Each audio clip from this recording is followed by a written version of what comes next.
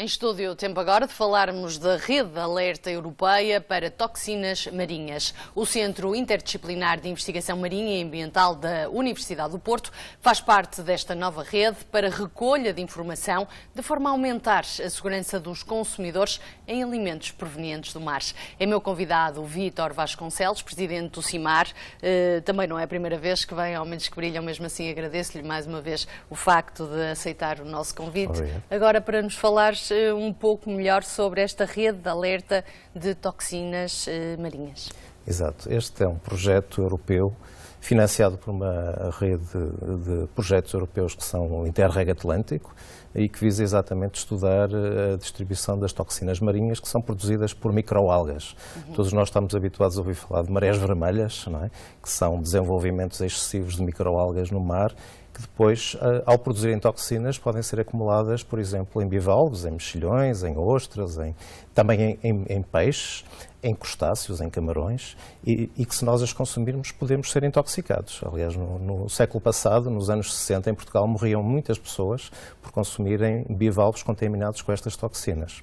O que acontece é que a partir daí, a partir dos anos 70 ou 80 em Portugal, como noutros países do mundo, começaram-se a criar programas de monitorização e, portanto, a nível nacional temos o IPMA, o Instituto Português de Mar e da Atmosfera, que faz essa monitorização, portanto, regularmente, desde Caminha a Vila Real de Santo António, fazem a recolha de bivalves, analisam e, se esses bivalves estiverem contaminados com estas toxinas, produzem um mapa de alerta. E, portanto, no site do IPMA há sempre um mapa com cores vermelhas, laranjas, verdes, para indicar exatamente onde é que podemos consumir e que tipo de produtos podemos consumir. O que é que acontece? É que, neste momento, o IPMA, como todos os países a nível europeu, monitorizam apenas 3 tipos de toxinas, que são produzidos por microalgas que aparecem aqui nas nossas águas continentais. Só que com as alterações globais começamos a ter aqui nas nossas costas não só uma água mais quente em algumas regiões, mas também organismos que não eram supostos estar cá, nomeadamente de regiões tropicais. Temos também o problema das águas de balasto dos barcos. Como sabem, os barcos, quando vêm vazios de outros portos, têm que vir carregados com água para poderem, digamos, ter estabilidade. E quando chegam aos nossos portos, descarregam essa água, que muitas vezes vem de milhares de quilómetros de distância. E com isso estão a inocular organismos que não deveriam estar aqui.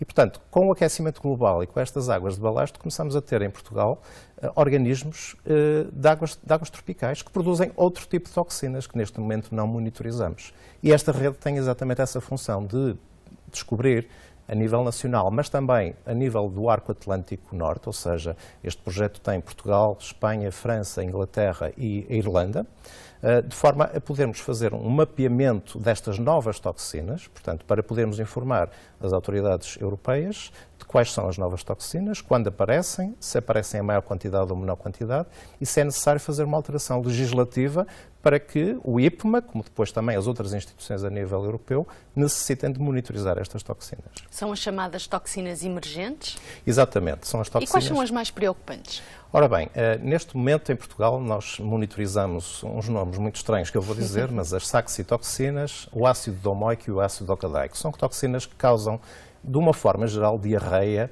vômitos, dores de cabeça, mas que, em alguns casos, algumas destas toxinas podem provocar a morte, porque fazem um processo de paralisia muscular e, portanto, os nossos músculos, o coração, os músculos respiratórios param. E, portanto, pode haver morte por consumo de moluscos contaminados com estas toxinas. Há outras que podem provocar amnésia. São chamadas toxinas amnésicas. Eu costumo dizer até aos meus estudantes para não comerem bivalves antes dos exames, porque senão podem perder a memória e depois a culpa é de mexilhão, não é? E, portanto, estas toxinas podem provocar a morte, podem provocar amnésia, mas as toxinas emergentes são toxinas também que podem provocar sintomas também graves, como por exemplo, demência e também intoxicações neuromusculares que podem eventualmente levar à morte. Portanto, as toxinas aparecem, por exemplo, nas águas das Caraíbas, no Japão. Há um peixe japonês que se chama fugu, que é muito usado em sashimi e em sushi, que, se não for preparado com as devidas condições, pode provocar a morte. E, portanto, há muita gente que no Japão vai comer este peixe num restaurante e é a última refeição que come. E essas toxinas, que se chamam tetrodotoxinas, que se acumulam nesse peixe, também já aparecem em Portugal. Nós já as detectamos, inclusivamente aqui na região norte, em gastrópodes, naqueles moluscos que nós comemos, os búzios, geralmente. E, portanto, a nossa preocupação vem do facto de nós queremos evitar que as intoxicações aconteçam e dessa forma, a única forma que temos de atuar é criar esta rede de alerta. E, portanto, a nível europeu, portanto, da costa europeia norte, estamos a fazer agora um programa de monitorização em que vamos fazer a amostragem destes tipos de organismos, desde peixes até bivalves e outro tipo de moluscos, detectar essas toxinas, de forma a poder produzir, durante os 3 anos que dura um projeto, um manancial de dados suficiente para tentar convencer a União Europeia que é um problema real, ou que pelo menos uma destas toxinas pode representar um problema real e que há de fazer uma alteração legislativa.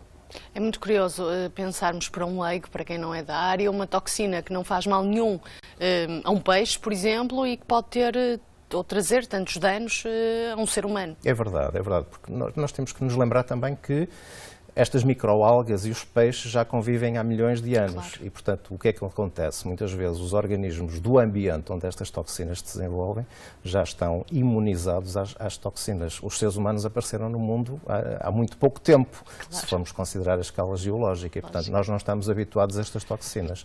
E depois também é uma questão de dose, não é? Portanto, muitas vezes as toxinas por via oral nos peixes não fazem qualquer efeito. Se as injetarmos, podemos matar o peixe. E, portanto, porquê? Porque os peixes têm mecanismos no estômago, no tubo digestivo, que impedem que as toxinas entrem no sangue e que depois vão fazer a sua ação nos diversos músculos. Nós não temos tanto essas resistências e, portanto, por isso é que muitas vezes somos mais afetados. E, portanto, as toxinas, se tiverem em doses suficientemente elevadas, podem causar a morte. E, portanto, nós queremos evitar exatamente isso através deste projeto. De certa forma já me respondeu, mas aqui na costa do Atlântico podemos pensar que há então uma série imensa de toxinas. Isto não para assustar as pessoas, mas para percebermos um bocadinho melhor. Exatamente. Nós temos aqui um coquetel de toxinas, porque temos vários micro-organismos, estas tais microalgas, a coexistir. E depois, lá está, com a alteração global, com o aquecimento, costumava-se dizer que não se deve comer moluscos nos meses sem R, exatamente porque coincidia com os meses de verão, que eram os meses em que estas microalgas aparecem em maior quantidade. E, portanto, nas nossas costas temos, de facto, um coquetel destas toxinas. Mas por isso é que temos entidades como o IPMA que fazem a monitorização. E com sistemas de alerta, e nós o que queremos produzir neste projeto também, além destes dados das toxinas emergentes, tem a ver com métodos rápidos que permitam detectar as toxinas. Para que uma empresa que produz mexilhão ou que produz bivalves ou macocultura possa ter um teste, tipo um teste de gravidez, não é? Em que se coloca uma pequena gota da água onde os organismos estão e dá um sinal positivo ou negativo. Uma espécie de prevenção? Exatamente. É um método, digamos, precoce, de detecção precoce, e depois, se houver um resultado positivo, as entidades, as empresas podem contactar um laboratório credenciado que possa fazer uma análise. Mas permite, em tempo real, poderem detectar se existe ou não risco. Porque hoje em dia, para se fazer estas análises, as amostras têm que ser recoletadas, têm que ser enviadas para Lisboa. Às vezes o processo leva 2, 3, 4, 5 dias e muitas vezes as empresas perdem, do ponto de vista económico, receitas, porque não podem exportar, por exemplo, os bivalves para a Espanha ou para outro país qualquer. E, portanto, esta rede, além desta questão da emergência das toxinas novas, vai também criar novas metodologias de análise de toxinas que possam ser disponibilizadas às empresas e colocar dessa forma a investigação ao serviço da economia. Para além do CIMAR, quem é que faz parte desta rede? Nesta rede, como disse, temos 4 países. O IPMA está como também uma entidade convidada, porque é a entidade legal no nosso país. Quem coordena é a Universidade de Santiago de Compostela, o campus de Lugo, com quem já colaboramos há muitos anos. Já estamos há cerca de 3 projetos parecidos nesta investigação. Está o IFREMER, que é uma instituição francesa muito parecida também com o IPMA, que faz a monitorização dos bivalves, e estão laboratórios na Irlanda e no Reino Unido. Somos 14 parceiros no total. Interessante. Vítor Vasconcelos, foi um gosto tê-lo cá mais uma vez. Muito obrigada por ter vindo ao Momentos que Brilham. É sempre um tema muito interessante de abordarmos. Termina por aqui o nosso programa. Já sabe, regressamos na próxima semana a falar de ciência e investigação.